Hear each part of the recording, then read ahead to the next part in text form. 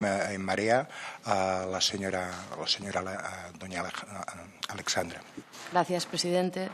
Gracias, señor del Río, por comparecer. Aunque no pueda hacerlo en calidad de representante de la ERA, le preguntaré a título personal, que es como está autorizado a comparecer hoy aquí. En primer lugar, quería preguntarle por la cuestión de si es o no alta velocidad, porque hay discrepancias entre la ERA y la CIAF. Perdone, señora Alejandra, me dicen que apenas se la oye. No sé. ¿Hola? Y a mí tampoco se me...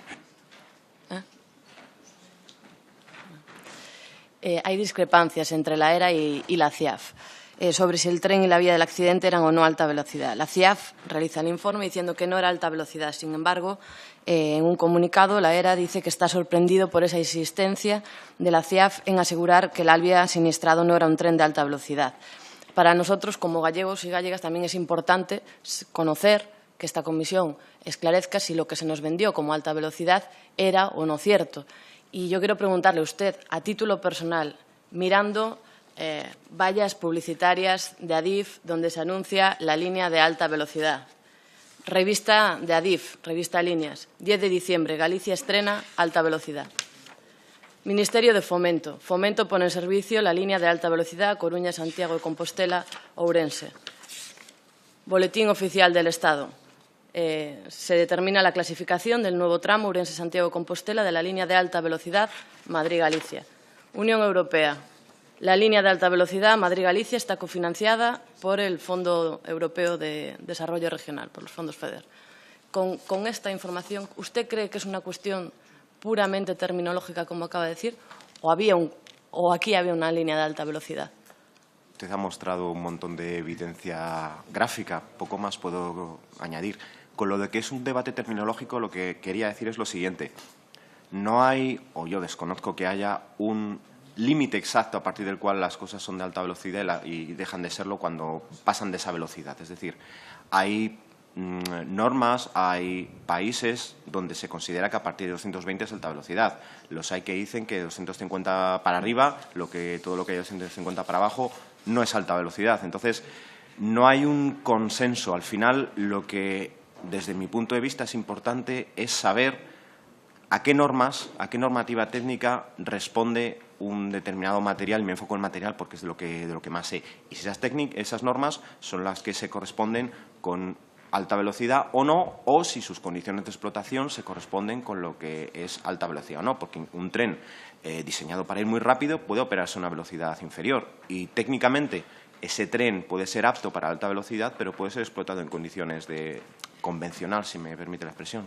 Claro, pero las condiciones no cambiaron antes y después del accidente. Quiero decir, puedo estar de acuerdo en que podemos discutir sobre la terminología y, aparte, discutir sobre el cumplimiento de la normativa.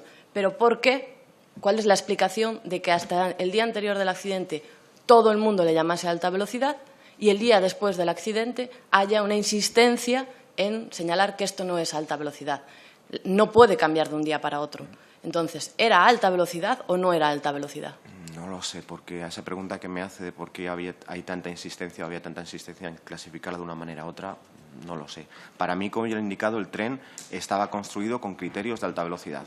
Y por lo que sé, porque no estoy tampoco muy versado en cómo se operaba ese tren, se operaba a condiciones inferiores de lo que normalmente se considera alta velocidad, por lo menos en parte del recorrido, pero no sabría decirle por qué, si como usted ha mostrado hay un montón de sitios donde se indica alta velocidad, alguien quiere decir que no lo es. No le tengo la respuesta, lo siento. Bueno, yo voy a dejar una frase que dijo Feijóo, que creo que nos da una pista de las razones por las que se insistió tanto los días después por parte tanto del Gobierno del Partido Popular como por parte de la CIAF en señalar que no era alta velocidad. Y cito literal palabras del señor Feijóo. Es evidente que hay concursos internacionales de construcción de líneas de alta velocidad en los que España participa y eso es un dato. Literalmente lo que ha dicho Feijóo. Y yo le pregunto, que usted conocerá el sector ferroviario, si para optar a concursos de alta velocidad uno de los factores que puede entrar en juego es el hecho de no haber tenido ningún accidente ferroviario. ¿Dentro de los concursos se valora esto? Yo no diría, por lo que yo conozco, no de manera sistemática, pero sí conozco algún caso donde se ha puesto eso como un criterio de evaluación.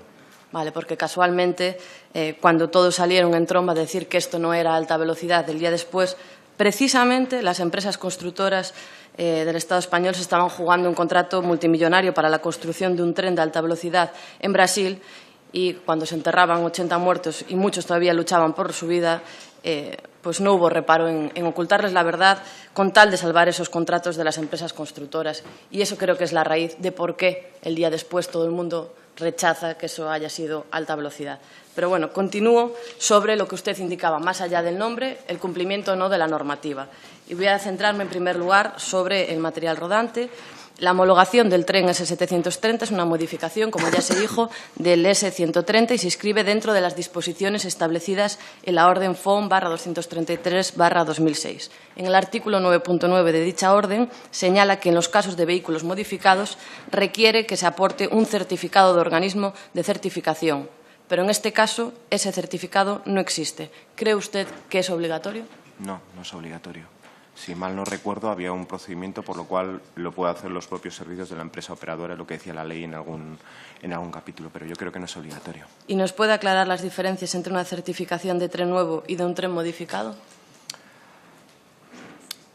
Un tren nuevo se evalúa entero, completo, desde cero, por decirlo de alguna manera. Se verifica que cada uno de los requisitos que indica la normativa se cumplen teniendo en cuenta todo el nuevo diseño del tren. Cuando se modifica un material, lo que se hace normalmente se centra el trabajo de evaluación, es decir, lo que no se ha modificado ya se dio por bueno en su día, no hace falta volver a evaluarlo. Lo que sí hay que evaluar es lo que se modifica y su interfaz con las partes no modificadas, porque evidentemente puede tener un efecto, es lo que comentaba antes de la evaluación del tren completo. Entonces, la principal diferencia es esa: cuando se modifica un material se centran los esfuerzos de ensayo, de prueba, de cálculo, de simulación, en lo que se ha cambiado y en cómo está conectado con el resto del tren que no se ha cambiado.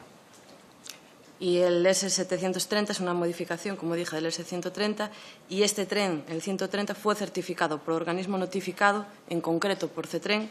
¿Puede realizarse una modificación de cambios significativos sin que sea certificado también por organismo notificado? Sí, la ley lo permitía. Y, por último, está certificado con limitaciones circular con ETCS nivel 1 por la línea Ourense-Santiago. ¿No cree usted que si se desconecta el RTMS ETCS de los trenes S730, la autorización de puesta en servicio no tiene validez y hay que solicitar una nueva sometida a la certificación del organismo certificador? No sé exactamente cómo era el documento de autorización del tren. Lo que sí le puedo decir también es que es práctica habitual, de hecho todos los trenes, incluso de alta velocidad que circulan por nuestra red, llevan el sistema ASFA como sistema de respaldo. Y cuando se evalúan, homologan o verifican, se comprueba también el funcionamiento del ASFA como un sistema de respaldo. Entonces, es normal que cuando el tren está autorizado se permite también automáticamente su autorización con ASFA en unas condiciones de circulación distintas, evidentemente.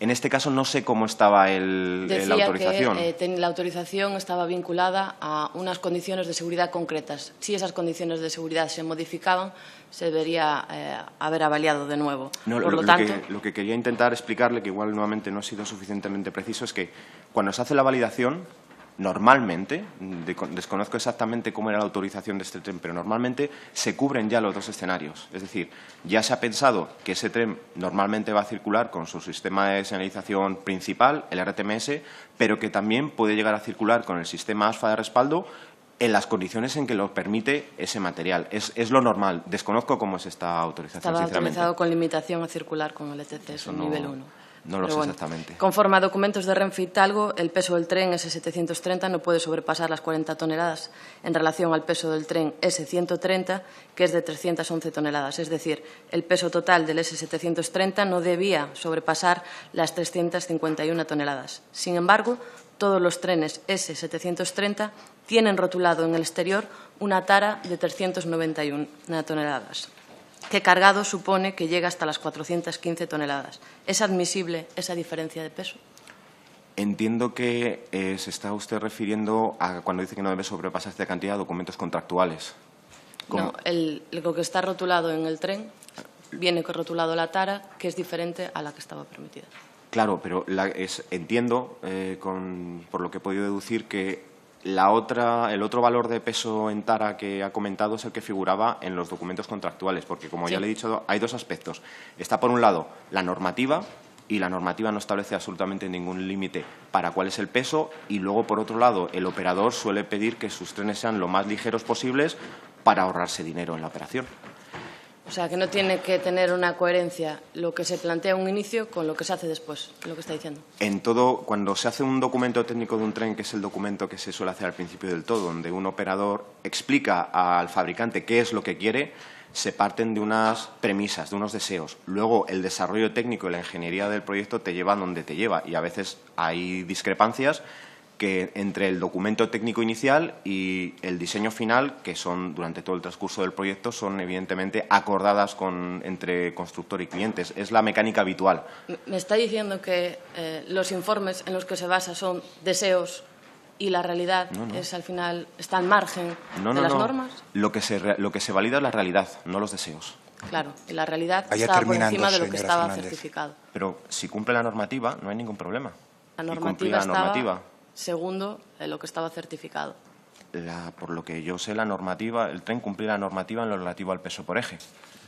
Es lo que cuenta al final. ¿Puedo hacer una pregunta más? A la última, por favor. Vale. Ya para acabar, también se ha hablado por parte de la ERA tanto de la falta de independencia de la CIAF como de la falta de participación de las víctimas. Las dos cuestiones son un incumplimiento claro de las directivas europeas, en concreto la de independencia de la Directiva CE 2004/49, donde se especifica claramente que no puede participar en ese organismo independiente, en la investigación independiente, cualquier tipo de organización que tenga relación con el administrador de la infraestructura, la empresa ferroviaria, el organismo notificado, etcétera, etcétera. Y, sin embargo, la investigación de la CIAF estuvo realizada por el director de Seguridad de la Circulación de Adif, el director de Seguridad de la Circulación de Renfe y técnicos de INECO. ¿Usted cree que esto cumple la normativa en cuanto a independencia que exige Europa?